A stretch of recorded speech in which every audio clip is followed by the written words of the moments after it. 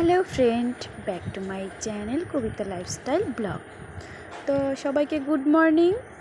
যেহেতু ভিডিওটা সকাল সকাল এডিট করা হচ্ছে, এটা সকালেই পায়েস বানানো হচ্ছে, যেহেতু আমাবুচি বলো আর আমচি বলো লেগে আছে এখন। তো আমাবুচি আমচি লাগলে পরে সবার নিয়ম থাকে যে পিঠে পায়েস এসব করে। তো আমাদের বাড়িতে পিঠে সেরকম কেউ পছন্দ করে না, তো দুধ অনেক দিনের 2-3 দিনের দুধ জমা হয়েছে, তো একটু পায়েস করেছি সবার জন্য।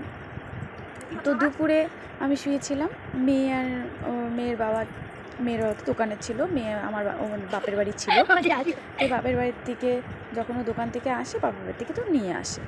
তো আমি শুয়েছিলাম, তো মেয়ে আসলো, ওর বাবা তো এসে শুয়ে পড়েছে। ঘুমাতে পারেনি, মেয়ের জ্বালায় কি আর ঘুমানো যায়? বারে বারে হেয়ার বেল পরিয়ে দিচ্ছে, চোখের ভিতরে আঙুল ঢুকে দিচ্ছে, নাকের ভিতরে আঙুল ঢুকে দিচ্ছে, এইসবই করতে থাকে। তো এখন ওর বাবা একটু শুয়েছে, আর এর মধ্যে আমার সাথেও দুষ্টুমি করা শুরু করে দিয়েছে। তো যাই হোক, খেলাধুলা হওয়ার পরে দেখো হাঁপিয়ে গেছে, এখন ঘুমিয়ে পড়েছে। তো এখন বাজে 4টা বেজে গেছে। ওর বাবা খাইয়ে দিয়ে দোকান চলে গেছে, এদিকে বাচ্চারাও পড়তে চলে এসছে, সবাই আসেনি এখনও, 2জন আসেনি।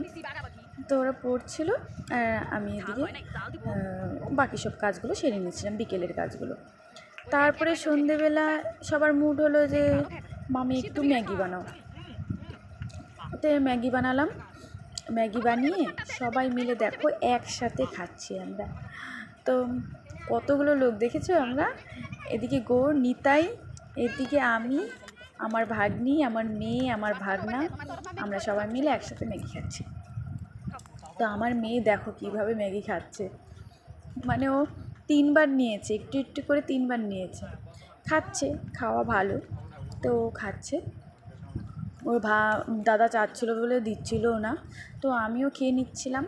আমি একটু ভাগে বেশিই নিয়েছি, কারণ যেহেতু আমি এনেছি, আমি বানিয়েছি তাই।